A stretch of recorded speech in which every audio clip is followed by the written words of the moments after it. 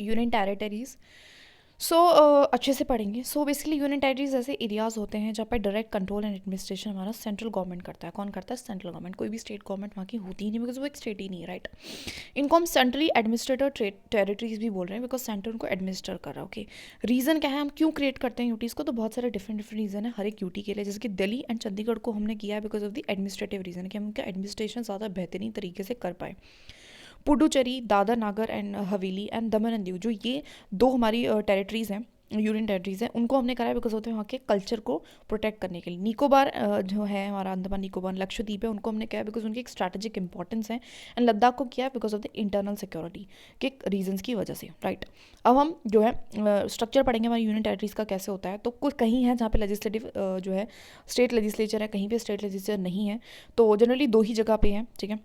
तीन जगह पे वैसे तो दिल्ली है, पुडुचेरी और Jammu and Kashmir, but Jammu and Kashmir का अभी एक्टिव नहीं है, वहाँ पे इलेक्शंस नहीं होते हैं, तो हमें दो का ही ध्यान में रख के पढ़ेंगे। अगर हम बात करते हैं एग्जीक्यूटिव की, तो जहाँ पे लेजिस्लेचर असेंबलीज होती है वहाँ पे लेफ्टिनेंट गवर्नर होता है, जो कि एड एंड एडवाइस पे काम करता है काउंसिल ऑफ मिनिस्टर्स की। तो एक असेंबली है, लेजिस्लेटिव असेंबली है, तो वहाँ पे काउंसिल ऑफ मिनिस्टर भी होंगे और काउंसिल ऑफ मिनिस्टर एडवाइस करेंगे लेफ्टिनेंट गवर्नर को। तो मतलब नॉर्मली एक स्टेट जैसा सही कुछ कुछ सिस्टम है, ठीक है। सीएम भी होता है वहाँ पे, मिनिस्टर्स भी हैं, असेंबली भी है, और एक तरीके से गवर्नर है लेकिन लेफ्टिनेंट गवर्नर है, ठीक है ना। अगर हम बात करते हैं यहाँ पे जहाँ पे लेजिस्लेटिव असेंबली नहीं होती है, वहाँ पे एडमिनिस्ट्रेशन जो है प्रेसिडेंट करता है, लेकिन प्रेसिडेंट खुद से नहीं करेगा, ऑफकोर्स वो एक एडमिनिस्ट्रेटर को अपॉइंट करता है। जो एडमिनिस्ट्रेटर होता है वो सिर्फ एक तरीके से एजेंट की तरह काम करता है हमारे प्रेसिडेंट का, और एक हेड नहीं होता। जैसे कि स्टेट में तो हेड होता है, राइट, हम गवर्नर को क्या करते हैं, हेड ऑफ द स्टेट, लेकिन हमारे यहाँ पे एडमिनिस्ट्रेटर हेड नहीं होता, नॉर्मली एक एजेंट होता है जो कि प्रेसिडेंट के बोलने पे वहाँ पे काम कर रहा है। और बेसिकली उसको एडवाइस कौन करता है? हमारे एडमिनिस्ट्रेटिव एडवाइजरी कमेटी, ठीक है, और एक होता है हमारा होम मिनिस्टर एडवाइजरी कमेटी। दो कमेटीज मिलकर इसको क्या करती है, एडवाइज करती है, उसके बेसिस पे काम करता है, ठीक है। अगर हम बात करते हैं लेजिस्लेचर की, तो यहाँ पे जो है लेजिस्लेटिव जो असेंबली है वो बेसिकली लॉ बनाती है, लॉ बना सकती है, लॉ बनाती है of course state list and conclave list पे, एंड ऑफकोर्स कॉन्क्लेव लिस्ट पे पार्लियामेंट का लॉ प्रिवेल करता है। तो सिंपल सी बात है, सबके साथ बेसिक चीज़ें, राइट, एक स्टेट की तरह। लेकिन ऑफकोर्स इसमें एक्सेप्शन है, जैसे कि दिल्ली जो है वो police public order and line PPL पे लॉ नहीं बना सकती है, ठीक है। तो वो जो हमारे हैं वो लॉ उस पर कौन बनाता है? उस पर हमारा सेंट्रल गवर्नमेंट उस पर लॉ बनाता है, सेंट्रल गवर्नमेंट बनाता है, ठीक है। इधर जो प्रेसिडेंट है वो भी लॉ बना सकता है, अगर वैन जो लेजिस्लेटिव असेंबली को अगर सस्पेंड किया जाता है किसी भी कारणवश, तो हमारा प्रेसिडेंट भी बना सकता है। तो यहाँ पे एक्सेप्शंस है, बिल्कुल ऐसा स्टेट की तरह नहीं है। तो पार्लियामेंट भी लॉ बनाती है कुछ मैटर्स पे, दिल्ली के केस में, एंड प्रेसिडेंट भी बना सकते हैं अगर असेंबली सस्पेंड हो गई हो तो, ठीक है। यहाँ पे अगर हम देखें तो पार्लियामेंट लॉ बनाएगा तीनों लिस्ट पे, मतलब जो भी तीनों लिस्ट पे ही, तीनों लिस्ट की चीज़ों पे ही हमारा कौन लॉ बनाएगा? यूनियन टेरिटरीज के लिए पार्लियामेंट बनाएगा। लेकिन अगर प्रेसिडेंट चाहे तो रेगुलेशंस के बना सकता है हमारे good governance, peace and progress के लिए यूटीज़ की, ठीक है। तो प्रेसिडेंट भी कर सकता है, ठीक है, बिकॉज देखो यूटीज़ प्रेसिडेंट के अंडर ही आती है एक तरीके से, ठीक है, एंड पार्लियामेंट तो लॉ बनाई गई, ठीक है, सिंपल। नौ बात करते हैं जुडिशरी की, तो जुडिशरी में देखो दिल्ली का तो अपना हाई कोर्ट है, ऐसे मद्रास हाई कोर्ट है जो पुडुचेरी का करता है, ठीक है। अगर जिसमें लेजिस्लेचर नहीं है तो वहाँ पे अंडमान देखो, वो कलकत्ता जो भी पास पास का है, जैसे कि हम देखेंगे मैप में, तो इस तरीके से। तो यहाँ पे हमारा अंडमान निकोबार आइलैंड पड़ता है, यहाँ पे हमारा कलकत्ता वाला हो गया, तो इसलिए Calcutta. Chandigarh Punjab and Haryana high court, ठीक है, बीच में पड़ रहा है। दादर जो है, दादर नागर और दमन दीव जो हवेली है वो मुंबई, क्योंकि यहाँ पे पड़ता है, तो यहीं पे हमारी मुंबई आती है, तो मुंबई हाई कोर्ट है ना, महाराष्ट्र वाला हो गया।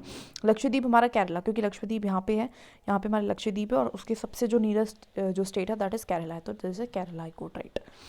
अब हम बात करते हैं जो आर्टिकल है 239 से लेकर 241 ऑफ द पार्ट 8 जो है हमारी यूनियन टेरिटरीज के साथ डील करती है। अच्छा देखो, यूटीज़ में यूनिफॉर्मिटी नहीं है एडमिनिस्ट्रेशन के मैटर में। जैसे कि हमने देखा कि कहीं पे तो क्या हो रहा है, कहीं पे तो हमारा क्या है, लेफ्टिनेंट गवर्नर करेगा, कहीं पे हमारा क्या हमें देखने को मिलता है कि एडमिनिस्ट्रेटर करेगा, ठीक है। सो डिफरेंसेस हैं, ठीक है। Now provision of administration of UTs apply होगा अगर हमारी एक्वायर्ड टेरिटरी पे, देखो कोई भी टेरिटरी एक्वायर्ड करता है इंडिया, ठीक है, कोई पार्ट आ जाता है, तो वो एक स्टेट तो नहीं बन जाता आते ही, तो स्टेट बनने के लिए तो स्टेट गवर्नमेंट चाहिए होती है। अब वो स्टेट नहीं है तो क्या होगा, यूटी होगा ऑफकोर्स, तो यूटी पे भी उस पर यूटी वाले ही प्रोविजंस लगेंगे एडमिनिस्ट्रेशन के लिए, राइट। जम्मू एंड कश्मीर का जो हाई कोर्ट है वो हमारे Jammu and Kashmir union territories and Ladakh union territories दोनों के लिए कॉमन है, तो ये भी ध्यान रखना है, ठीक है।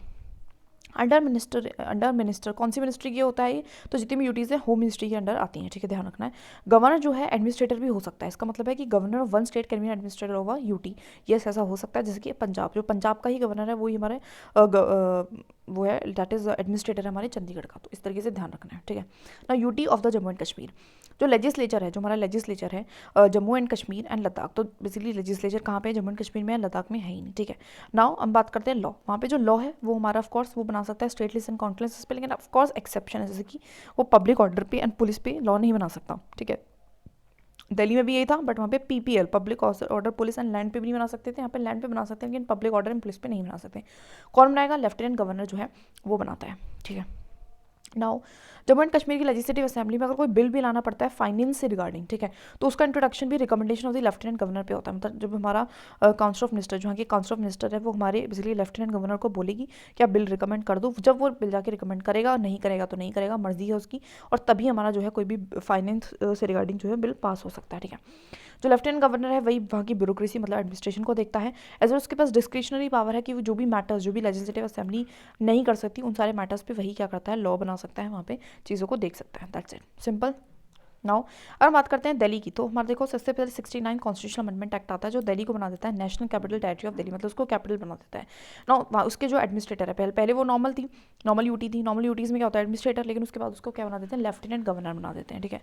लेजिस्लेटिव जो असेंबली बनाते हैं जिसमें बोलते हैं कि 70 मेंबर्स वहाँ पे फिक्स्ड है, और उनका इलेक्शन कैसे होगा, डायरेक्ट इलेक्शन होगा। दिल्ली का होता भी है, हमें पता ही है आसपास है, और कौन कराता है, हमारा इलेक्शन कमीशन ऑफ इंडिया ही कराता है, ठीक है। मिनिस्टर्स की अगर मैं बात करूं तो अपॉइंटमेंट इसकी कौन करता है, प्रेसिडेंट इसकी अपॉइंटमेंट करते हैं, तो ध्यान रखना है मिनिस्टर्स की अपॉइंटमेंट प्रेसिडेंट कर रहा है, कोई लेफ्टिनेंट गवर्नर नहीं कर रहा, ठीक है। दो अथॉरिटियाँ बेसिकली हो गई हैं जो हमारी दिल्ली में, तो कौन सी है, the council of minister and the lieutenant governor. जो दो अथॉरिटी कभी कभी उनमें डिफरेंस ऑफ ओपिनियन भी हो जाता है, कोई लॉ बना रहे हैं, ठीक है।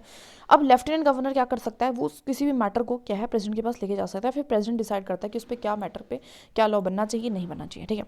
लेफ्टिनेंट जो गवर्नर है उसके पास ऑर्डिनेंस वाली पावर भी होती है, लेकिन वो प्रेसिडेंट के ऑफकोर्स परमिशन के साथ ही उसको लगा सकता है, फिर विड्रॉ कर सकता है, राइट। नाउ एक नया एक्ट आया था 2021 का, जिसमें बेसिकली करा क्या था कि उसने एक तरीके से लेफ्टिनेंट गवर्नर की पावर को बढ़ा दिया था, ठीक है, और जो हमारा दैट वी कॉल कहीं ना काउंसिल ऑफ मिनिस्टर की पावर को कम कर दिया गया था, ठीक है। तो इस पे ही जो है विवाद भी हुआ था फिर, तो गवर्नमेंट ऑफ दिल्ली को बोला कि जो गवर्नमेंट ऑफ दिल्ली है उसकी पहचान लेफ्टिनेंट गवर्नर से है, ठीक है। उसने बोला लेफ्टिनेंट गवर्नर एम्पावर है कि जो भी matter under the legislative assembly है उसका जो डिसीजन है उसमें लेफ्टिनेंट गवर्नर की भी हाँ की ज़रूरत है एक तरीके से।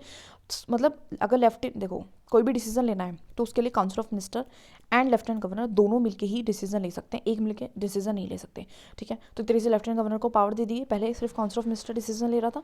नाउ लेजिस्लेटिव असेंबली को बोला कि आप एडमिनिस्ट्रेटिव मैटर्स में कोई भी डिसीजन मत लो, आप इस चीज़ से दूर रहो, ठीक है। तो ये हमारा जो है बेसिकली लॉ आया था, दैट्स इट।